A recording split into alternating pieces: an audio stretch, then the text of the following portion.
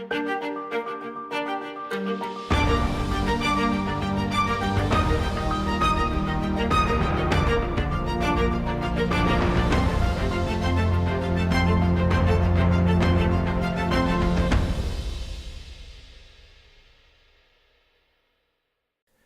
to Search for Signs. My name is Gary Willing and I'll be your host. We're going to be talking about a wide range of issues on this program, and if this information interests you, please feel free to press the like and subscribe button and press the bell for notifications. Today I want to touch briefly on UFOs, my view of UFOs, maybe touch a little bit about my experiences I've had with UFOs, and we'll be talking about UFOs more and more as the time goes on. But for right now, I just want to say that if you look up in the sky with any kind of intention to see a UFO, you might actually see it. A lot of times you might think it's a plane. It might actually be a plane. I don't know. Not saying every time you see a light flashing in the sky, it's a UFO. We have a lot of planes in the sky, especially here in Atlanta. We're having the busiest airport in the world, but sometimes you can actually see them. They will show themselves to you if they think that you won't be really scared of them. And most of the time when people are scared or they start to exhibit some kind of fear, that's when they just disappear. Now, where are they coming from? And we'll talk more again. We're going to talk more about this as time goes on. But according to my own experiences and according to my information, they come from no farther than the closest planets that we have around Earth: Saturn, Jupiter, Mars, Venus, maybe Mercury, I don't know, but mainly from Mars and from Venus. A little side note, it's funny because a lot of times people, when you talk about this, well, if you go to Mars, you wouldn't be able to see them, so they must not be real. Well, actually, there are more people living on Mars than there are actually on our own planet. Now, if you went there right now, if you could teleport there right now, you wouldn't see anybody, because they don't live on our physical, where our physical sight can see it, because we only see solid and liquid and maybe gas from time to time. But according to science, modern science, there's only solid, liquid, and gas. Well, actually, this man, Willem Reich, who was not a professional scientist per se, but he was a psychoanalyst and a contemporary of Sigmund Freud, developed decades ago a machine that he discovered an energy above gas that he called the orgon. Now, he saw it as one plane of existence, but in reality, there's actually 4 planes of etheric that are divide the orgon from one plane to 4 planes. So there are actually 7 planes total in the physical: solid, liquid, and gas, and then 4 etheric above it.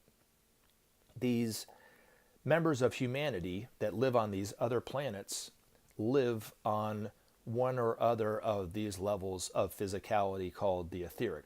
From their standpoint, their world is just as physical as ours. But from our view, it doesn't look physical. It looks more like gas. So if you're like this guy from Fox News who just came out this week, says he never washes his hands because he can't see germs, they must not exist. Just because we don't see it doesn't mean that it doesn't exist.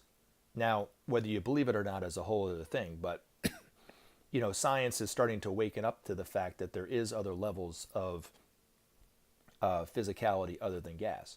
Now, I touched on briefly about Maitreya's priority about saving the planet, and how he said that carbon emissions aren't the worst things that we're doing for the planet. It's actually nuclear testing, nuclear reactors in and around the world that are causing the most harm to our environment, because scientists only measure radioactivity with a Geiger counter.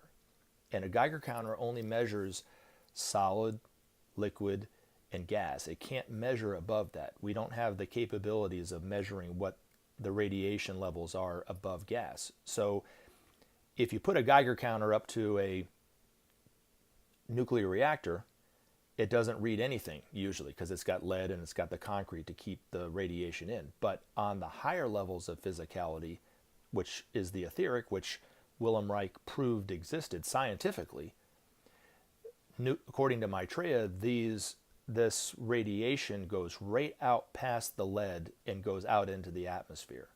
And that's what's really damaging the environment and damaging the health of all of us, is that radiation on the higher levels of physicality. Because the etheric is what our bodies are basically built off of. The physical body is basically built off. So if the radiation is affecting the etheric part of our physical body, then that's actually what's causing the disease in and around the bodies of the people that are sick. Cancers, early onset of Alzheimer's, dementia, so forth, are all a direct result of nuclear radiation.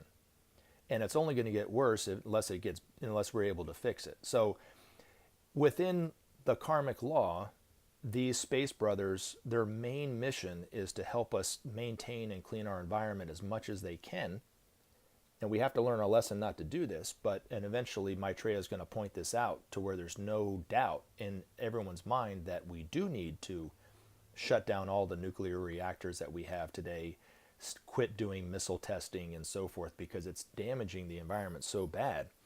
But we'll talk more about it later. But as for right now, these lights in the sky, what we're seeing is the effect of these UFOs that are in and around our world trying to help us. They're also trying to alert us to the fact that Maitreya is in the world. And Benjamin Creme predicted about a month or so before they started to appear in the sky that there was going to be lights that appeared in the sky to help wake us up to the fact that the Christ is back in the world.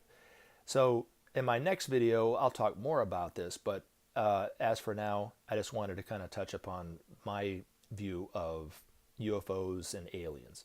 So thank you very much, and I look forward to talking to you again in another video.